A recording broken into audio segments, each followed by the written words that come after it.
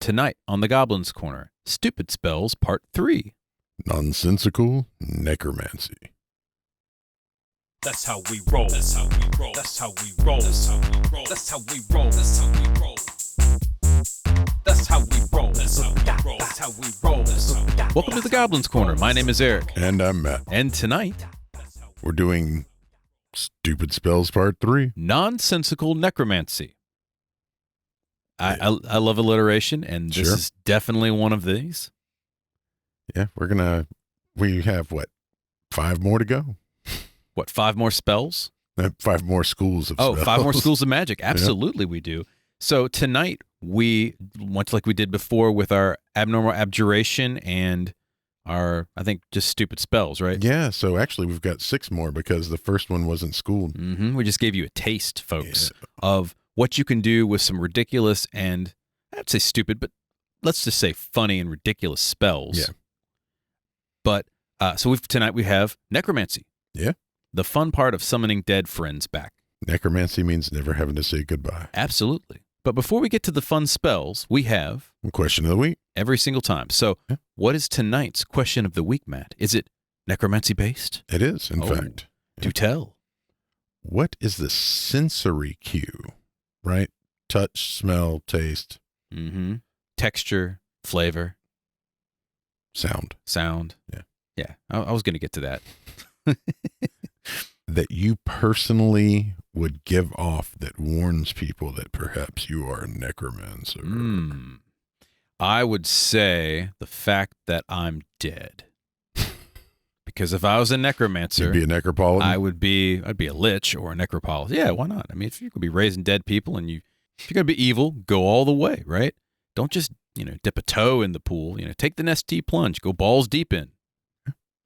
So, you got to be an evil necromancer. Well, that is true. I mean, I could be a necromancer for good. Yeah, Reattaching limbs. sure. Resurrection. Raised dead. That's right, because it's not just for wizards, it's also for clerics. See, this is the difference between Matt and me.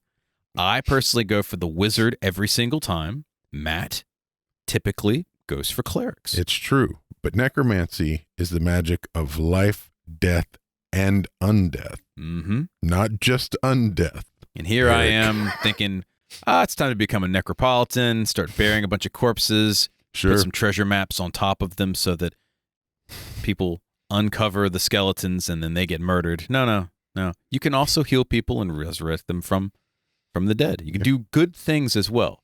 It's true. Now, tonight, it's not going to matter because we're just coming up with ridiculous, amazingly dumb spells. Hey, some of these are useful. These are awesome spells.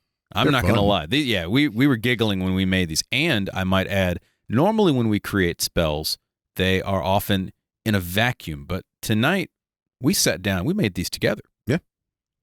Just wrote them down right before we recorded this. Literally. Nanoseconds ago. Nanoseconds ago, we got done. It's time to record.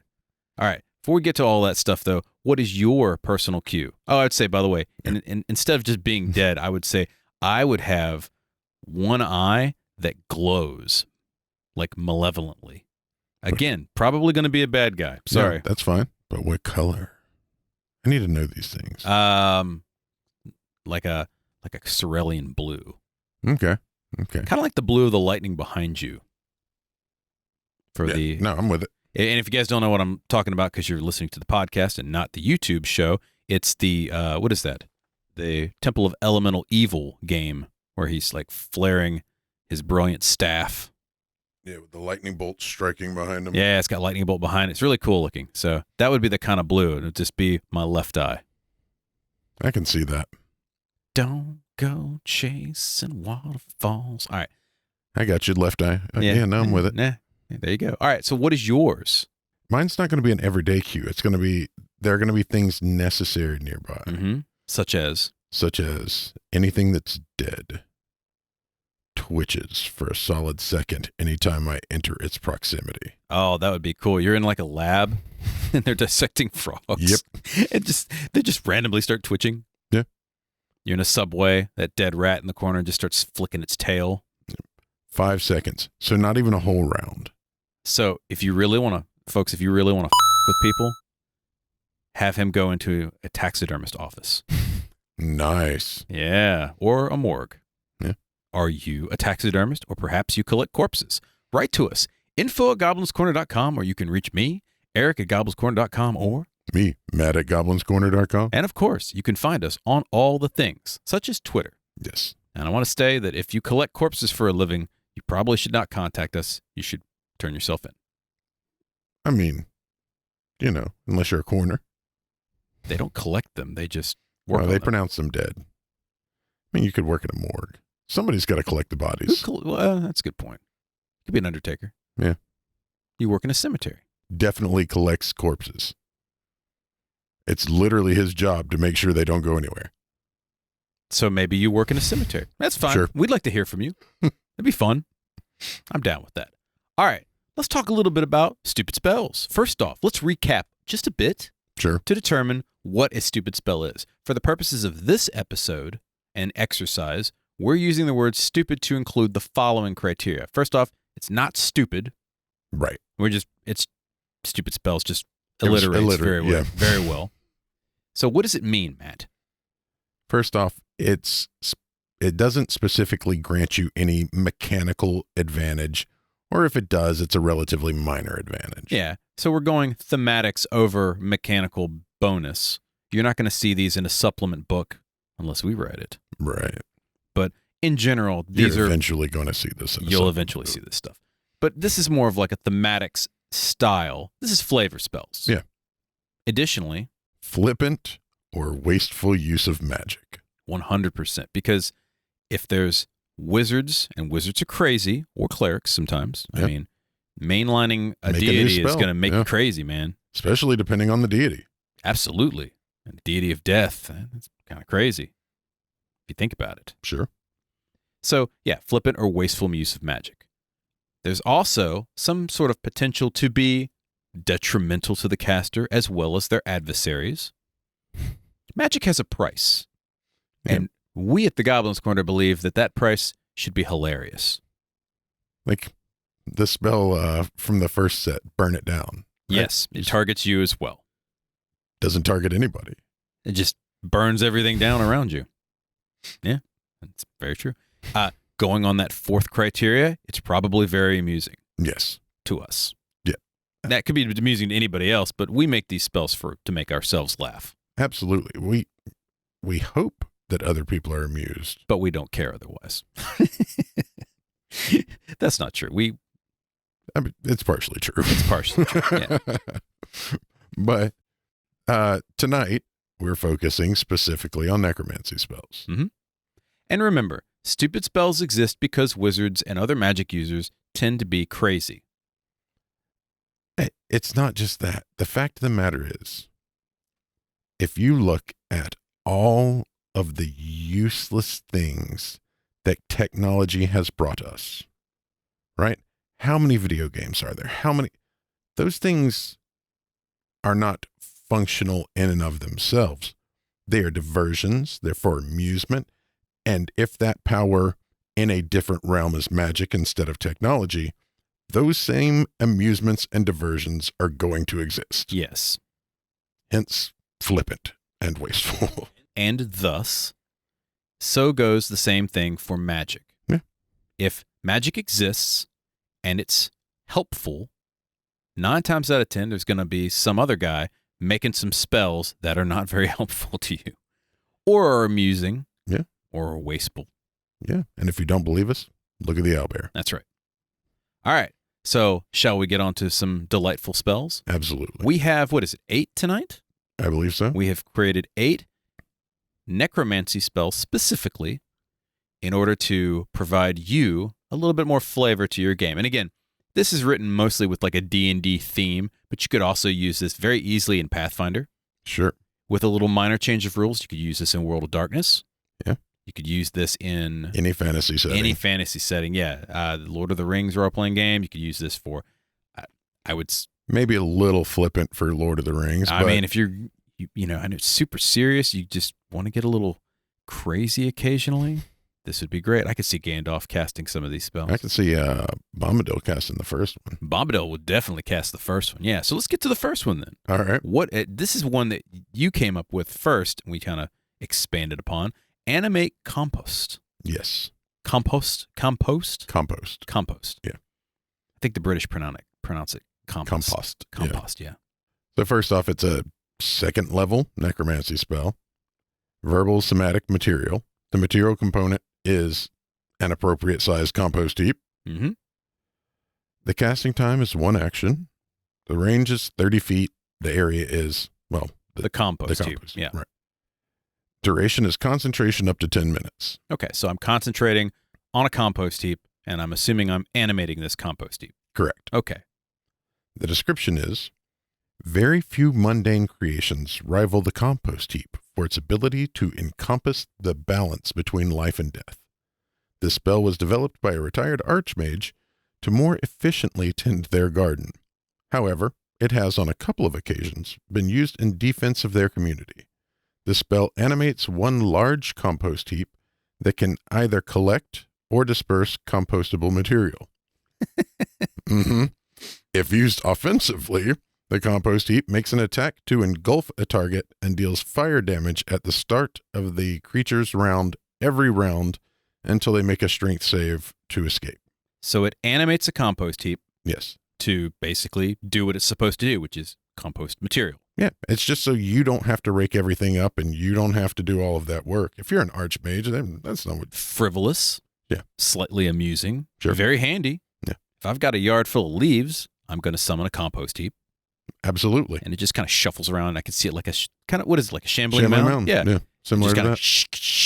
Just kind of walks and just slowly absorbs the leaves. Yeah. Vegetable matter. I might throw some tops and ends of whatever I was cooking. Carrots or parsnips, sure. Mm-hmm.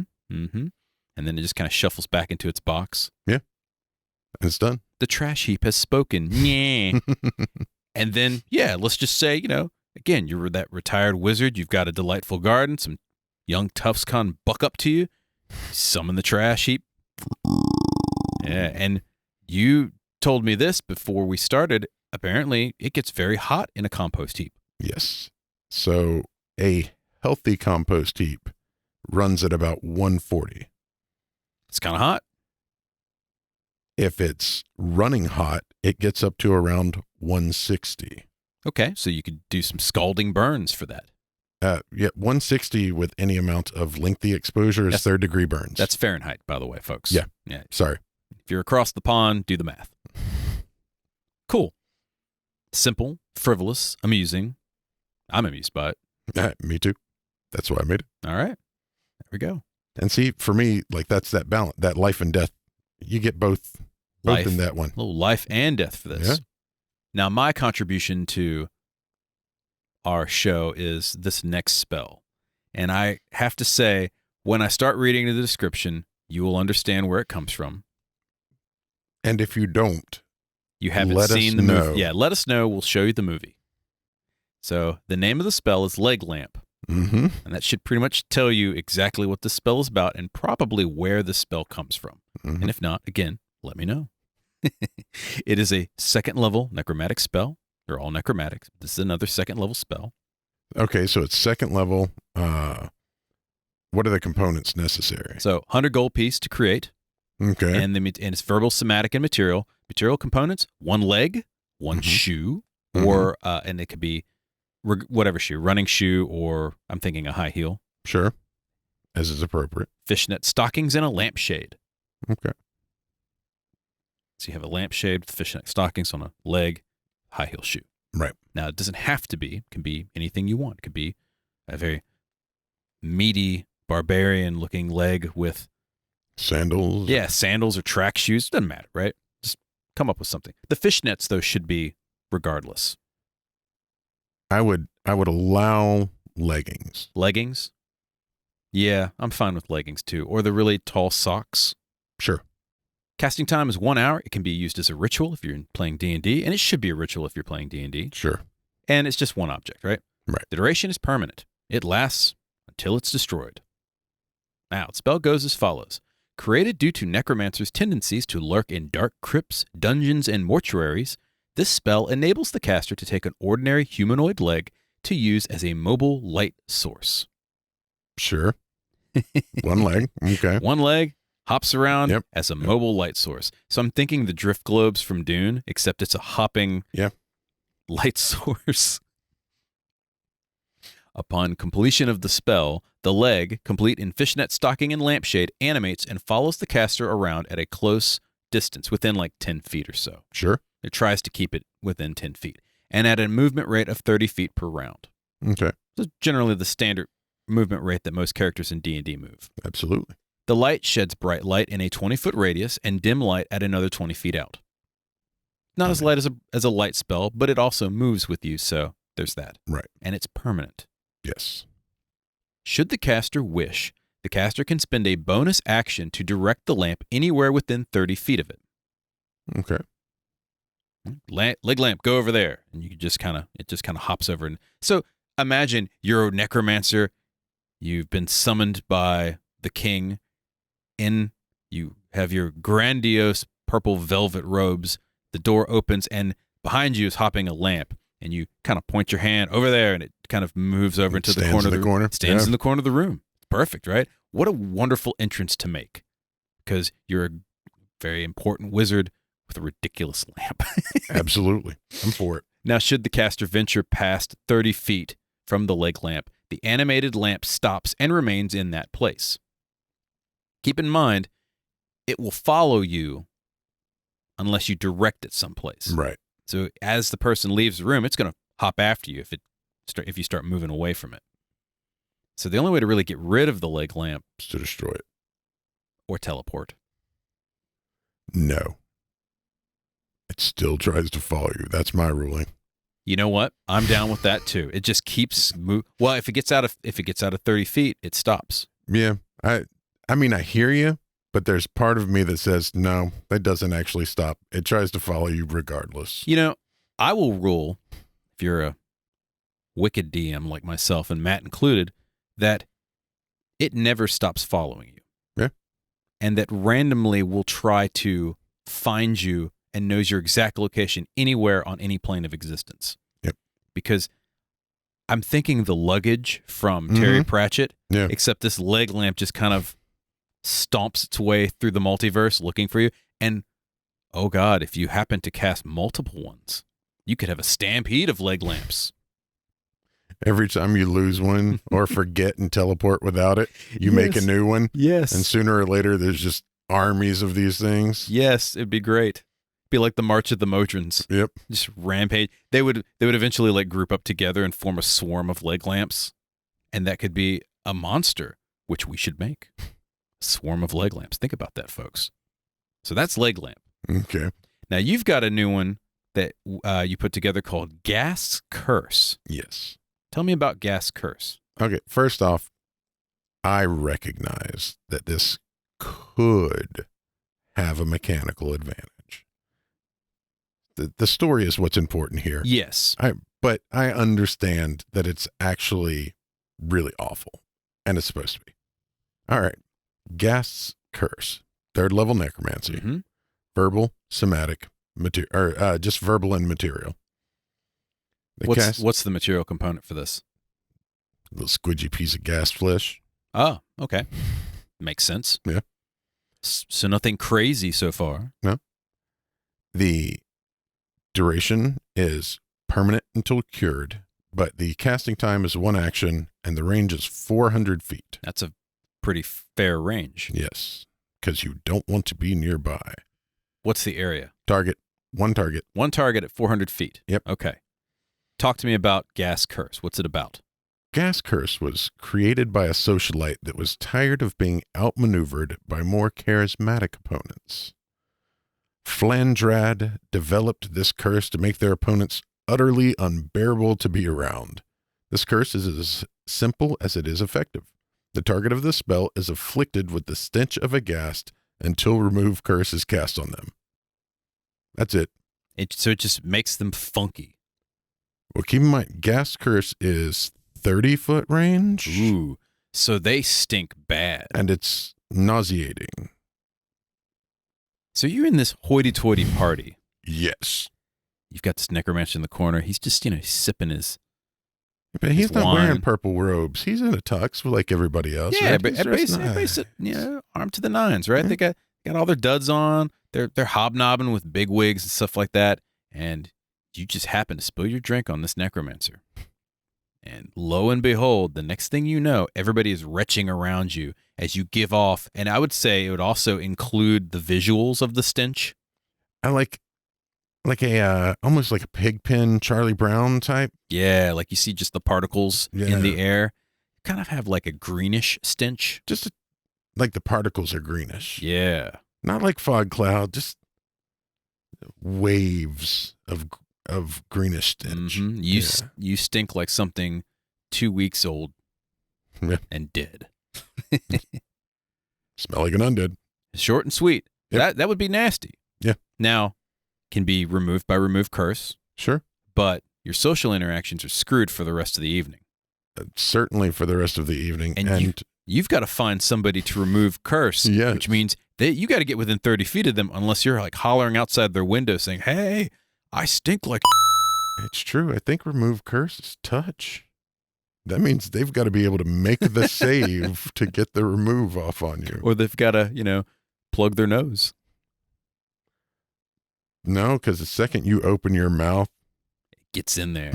Yeah. Yep. Oh, man. Unless you're like an air genasi that doesn't have to breathe, I'd let them slide. Sure. Or a ghast. Or another ghast. Yeah. There you go. Intelligent undead for the win. That's how it works. All right. I hate this one so much. Go ahead and hit me with this, man. So our next spell is called Case of the Mondays. All right. It's a cantrip, right? Yes, cantrip. It's verbal, somatic, and material. The material component is a coffee mug, which must be shattered in the casting. Blasphemy. I know. Well, that's what I'm saying. It is a blasphemous spell. Casting time and so forth is it's one action, 30-foot area centered on you. So it's a 30-foot radius radiating out. That's a serious cantrip. All right. It is a serious cantrip. It's for a serious spell. One turn. Only one turn duration. Okay. You put your hands on your hips and in a voice used for animals and small children state, looks like somebody's got a case of the Mondays. All within 30 feet are stricken by the banality of that statement and must make a will save or suffer 1d4 psychic damage and a level of exhaustion, which is not cumulative. Right. Well, and it only lasts for a round. It only lasts for a round, right. Because if anyone's ever heard someone's got a case of the Mondays, my soul shrivels at that phrase. I agree. And you should take psychic damage. And I'm going to take my 1d4 psychic damage, but they are going to take the 1d12 whatever blunt object is near me damage. Or the 4d10 fire flame strike. There's always that. There's always that, yeah. If someone hits you with the case of the Mondays, flame strike them. So, damage-wise, not really much. I mean, the exhaustion isn't great. No, but it's only for a round. It's only for a round. But now, feel if you it. already have exhaustion, then it's an awful round. You're kind of screwed then. This is a great, kind of set them up spell, too, to do something else which gives them exhaustion. Sure. It occurs to me, for those listeners who aren't already aware of our stance, we are believers in disproportionate response. Yes. You do 1d4 damage, flame strike. That's how we handle it. Now, I would also say you get a bonus. You get to cast this spell, and they must take disadvantage against the save if, when you break the coffee mug on the ground, you go, yeah. Or if it's their coffee mug. Or if it's their coffee mug. Yeah, if you steal their coffee mug and break it on the ground. That's just a dastardly deed, my friend. Well, that flame strike. You deserve everything you get. That's like killing a flump.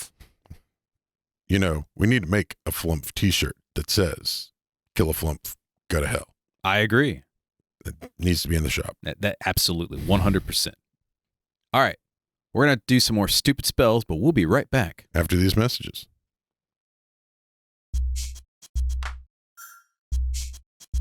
This is a commercial break. If you guys would like to hear us review something like a product or service, Or if you'd like us to cover something like a topic, Or if you'd like to sponsor an episode, we'd love to hear from you and have you contact us at info@goblinscorner.com. so write to us and maybe we'll talk to you. Maybe not. And we're back. Welcome back. So we're talking Stupid Spells Part 3. Nonsensical Necromancy. Yeah, and we've already gone over 4 of our spells. It's true. We've made a compost heap. Yeah. Yep. We've made a leg lamp. Mm-hmm. We've made a case of the Mondays. Yes, indeed. And we've cursed somebody with gas stench. Yeah, we've made them funky. Yeah. And now we've got one which I must say you were divinely inspired by creating this, and it's called I Got Soul. That's right. It should be properly titled, I Got Soul. So little James Brown action on this? Yes. Okay, cool. So talk to me about I Got Soul. What does this spell encompass? It is a 2nd level necromancy spell. Like you do. Yeah. Verbal, somatic, and material. What's the material component? Either a piece of or an object owned by the former musician. Nice. Okay. How Right. long does this spell go? And what is like the casting time and range and all that stuff? Casting time is 1 minute. The range is 120 feet. The area is 1 stage. Makes perfect sense, sure. And the duration is 1 set plus a possible encore. So if they say encore, then it lasts a bit longer. Yeah. I love that. Flippant, not particularly useful, No. but definitely fun. Okay, tell me about this spell. All right. Molcott always wanted to be a bard, but had none of the necessary qualities for the vocation. What he did have, however, was a deep appreciation for past masters of the craft, and a mind sharp enough to cut a deal with those who pass beyond, and craft the magic needed to bring them back. This spell summons musicians that have died to perform a musical set of songs that they knew from their time. The performance check is a d20 plus your spell attack roll, or whatever the Which equivalent could potentially be very high. of. Sure. And as stated, the material component is either a piece of the musician or something that they owned. So you bring back dead musicians. Yeah. Using their found objects. Yep. Does it bring back physical musicians or spiritual musicians? And for whatever reason, I think of the band from Showbiz Pizza.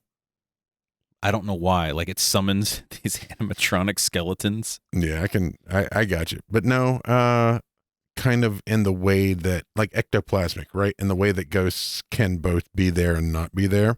I kind of see, so maybe like, Casper doesn't have any feet. It's just like the wisp at the bottom. Yeah. They just kind of summon these kind of rounded looking spirits, and they've got their all their musical instruments and such. Oh, see, I see it as like actually them, so that they can sing and dance if they're performers and Okay, whatnot. all right, I'd see that. Because occasionally they need, they might need to crowd surf or something. All right, so you got to find their instrument or piece of them probably. Yeah. Or part of their costume, what have you. I would even say as a material component, maybe if you can't find any of that, one of the, maybe like the script or the song written down. No, it's got to be something like, because you could write the song. That's not, I want like something the a original little more, sheet music. Oh, yeah. Or like the original set list. Oh, Like, yeah. that would be okay. Or a band ticket. Yeah, sure. I would allow that because you've already paid for the ticket. Sure. Cool. Yeah. Interesting, amusing. I mean, you get a bonus numerically to it, but it's not something that's crazy. Yeah. And like you could possibly, if you wanted creative uses, you could possibly sell tickets, or you could use it as a history check. If you summon very, very ancient bards and listen to their songs, like you could learn some very interesting things. I love the idea of a necromancer doing a perpetual reunion tour for a dead band Sure. and summoning them back every so often for one night only for the entire month, the reunion tour, and they're all dead. Sure. That would be great. Or just like a master's class. Oh, that would be cool. You're in a bardic college and this necromancer just kind of shows up and says, okay, we're going to learn from the masters. And like 5 or 6 bards. You just summon them up and you learn lute, piano, and so forth. Prince comes out and starts wailing on the guitar. Sure, yeah. All kinds of the applications are endless. Absolutely. And flavorful, amusing, and so forth. Sure. Now we're going to go from amusing and wonderful and fun to a nagging spirit. Sure. So this spell is called Summon Nagging Spirit. Okay. What's the level on this thing? This is a 6th level spell. It's very powerful, okay. Deadly spell. So yeah, so we've jumped up a little bit. Oh yeah. Verbal, somatic, and material. The material component is a fingernail and a piece of slate. Yeah, nails on a chalkboard. I'm with it. Okay. Yeah. 1 round casting, 60-foot range, 1 target. Okay. Duration, 10 days. But they'll say they'll only be there a week. Sure. The description is as follows. It is well known that while a cut may hurt briefly, pestering is a type of wound that can last for years. Dreaded throughout the multiverse, this spell conjures a vengeful evil spirit to insult the target, criticize their appearance, work ethic, or life choices, and basically make their life a living hell. So a Karen or a middle manager type. Mm-hmm. Some people's in-laws, not mine because mine are dope, and yours are pretty cool. We've got pretty good in-laws. But yes, other people's in-laws. It conjures some kind of vengeful spirit to basically nag you to death. The nagging spirit does no physical damage in any way, nor can it be attacked physically either. Mm-hmm. However, at the end of each day, the target must save or take a cumulative level of exhaustion. Because you've been listening to them nag you all day. Thanks, I hate it. Yeah. The spell does not end after a successful save. Of course it doesn't. That makes sense. Yeah. It lasts the entire 10 days. The only way to end this spell is by enduring the 10 days or killing the person responsible for casting this diabolical magic. Okay. Now imagine if you're there, you get this spell cast on you, this nagging spirit appears. It's not harmful, so you just ignore it. Not innately, right? Not innately. But it just wears on your soul for the entire day. And I would even say the party. You could up the level to maybe like 8th level and affect the entire party. No, it's for every level above 6, you get to add a target. There you go. Yeah, perfect. And then at the end of the day, you're just, I'm just so tired. I can't deal with this anymore. And you take a level of exhaustion. The next day, you might save. You're fine. But then the day after that, you take another level of exhaustion. And eventually, you may die of exhaustion. It could, yeah. If you've got a bad few days in a row, bad times. Yeah, that's bad times. This is the curse that keeps on giving. That's it. That's nothing else to this. Yeah, no, it's very just simple. awful. It's just an awful spell. Now you've got one which is not awful, although amusing. And I must say, again, this is one where this is so choice, and it's called Helping Hand. Yeah, it's level 2. Okay. Because that's the kick we were on. Like you do. Yeah. It's verbal, somatic, and material. The material is the finger of yours that you cut off. Okay, so you're lopping your finger off for this spell. Flippant, kind of ridiculous. Yeah. Definitely a repercussion. On the caster, sure. Oh, yeah. Oh, yeah. You're going to end up looking like a shop teacher. Nice. All right. How long does this thing take? It is permanent or until the finger is regrown. The casting time is 1 hour, and the range is self. Because you're self-inflicting it. Right. Or 400 feet, which is the range of how far your helping hand can rove around. Okay, so you can roam for 400 feet. That's fairly wide area. Yeah. Of course, if it's a helping hand, it should help. Sure. Awesome. All right, tell me about this helping hand where you have to lop a finger off. All right, so here's the description. Apprentices are often inept, and sometimes even counterproductive. According to Gamblick the Goblin Necromancer, what you need most often is an extra hand, or 2. Enter the spell of his creation. By severing a finger and filling it with necromantic energy, you may make an animate clone of your hand, like a crawling claw, but it's your hand. So, in many ways, it is the clone spell. But just your hand. Your hand. And you have to lop a finger off. Yeah. It's like a clone mixed with homunculi. Okay. Now I want you guys to picture this sitting playing the home game here. You are a necromancer. You've got your finger waggling going on. You cast a spell. You cut off probably your pinky finger because that's the least important usually. Sure. And an extra hand appears. Now you have 9 fingers if you're a humanoid. Right. Usually. Yeah, usually. Now if you are a different subspecies or you're a creature maybe that just has like a couple of pinchers or something like that, might suck for you. Might. If you're an arcane, you get to start off with an extra bonus couple before it gets rough. Yeah, because arcanes would have 10 6. fingers and 6 fingers in each hand. Yep. Yeah. There you go. If you're a spell weaver, you've got 4 hands. Lots of crawl and claw type helping hands to enjoy. Sure. So tell me more about these. Okay. You may possess as many as you've got digits for. One of the things we discussed about this was, okay, if you're a normal race and you made 10 of them, how would you do somatic components? You have to wave your nubs around. Well, that's an answer, but the other answer is these are your hands. So you could use them to cast spells. Yeah. You just have them sit on your shoulder or whatever and whoop, whoop, whoop, whoop, do the little chicken dance with the wavy finger. I want you to picture this. You go up against this wizard, okay? Mhm. And there's 8 hands just crawling all over his body. And at the top on his shoulders are 2 hands that are just kind of sitting up perched like rats. Right. And they're doing the finger wagging and he's waving his nubs around. And if I were a DM, which I am, and was an asshole, which I am, Mhm. I would use the helping hands to fit blades onto the nubs Sure. where my fingers used to be so that I have weapons and then casting ability.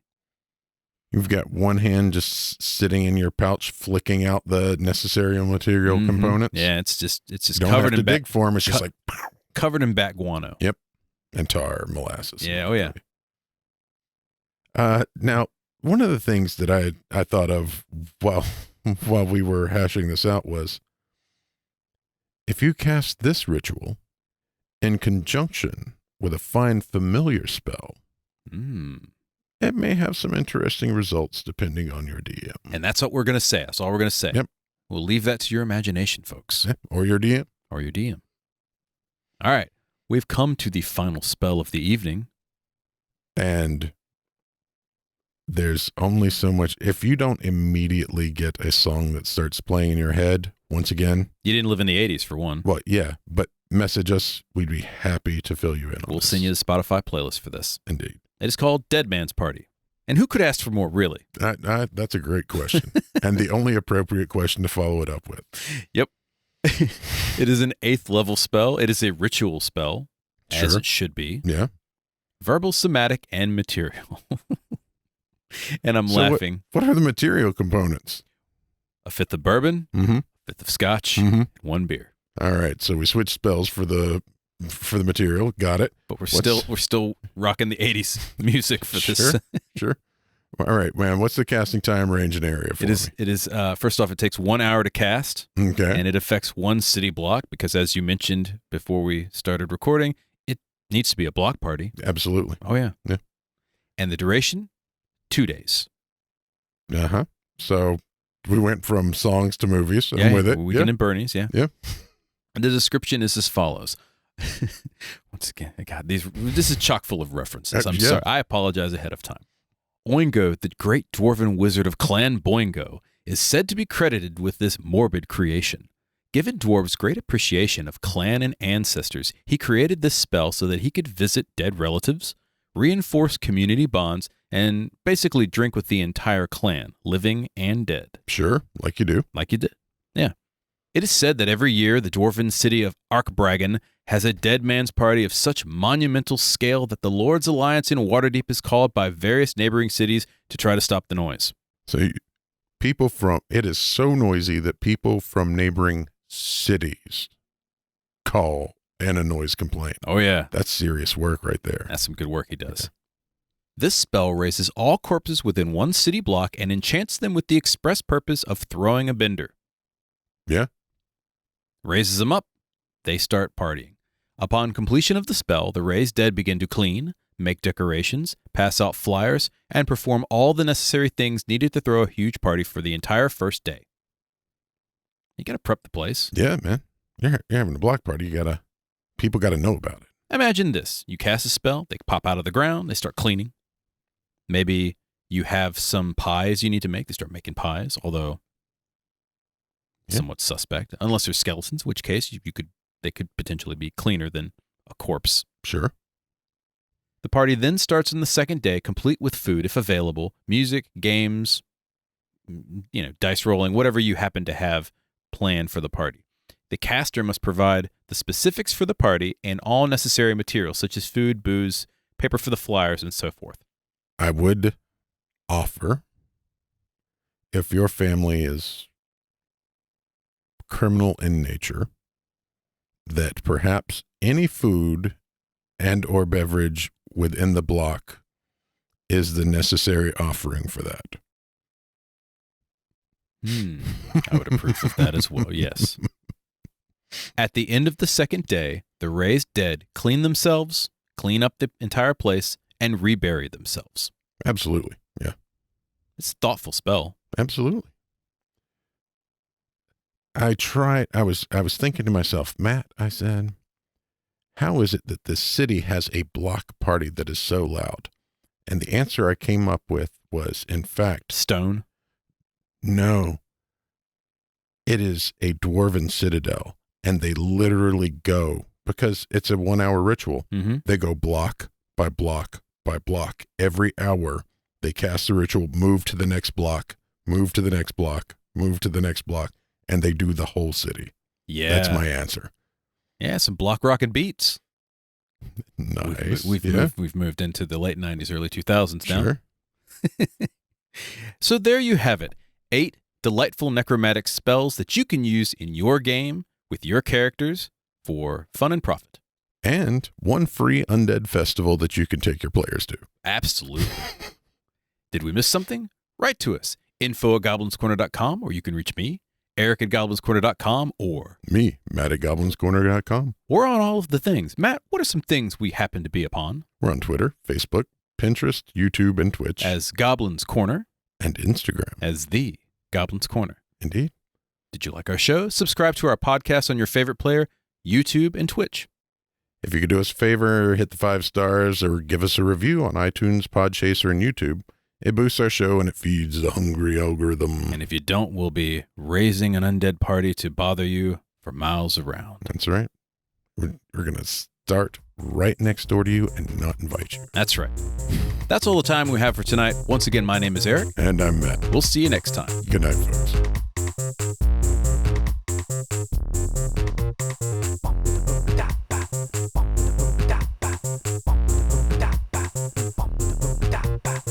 In a world where the Goblin's Corner is by Matt Staples and Eric Holden, show song by the mighty D20. This has been a Subterranean production. Coming soon.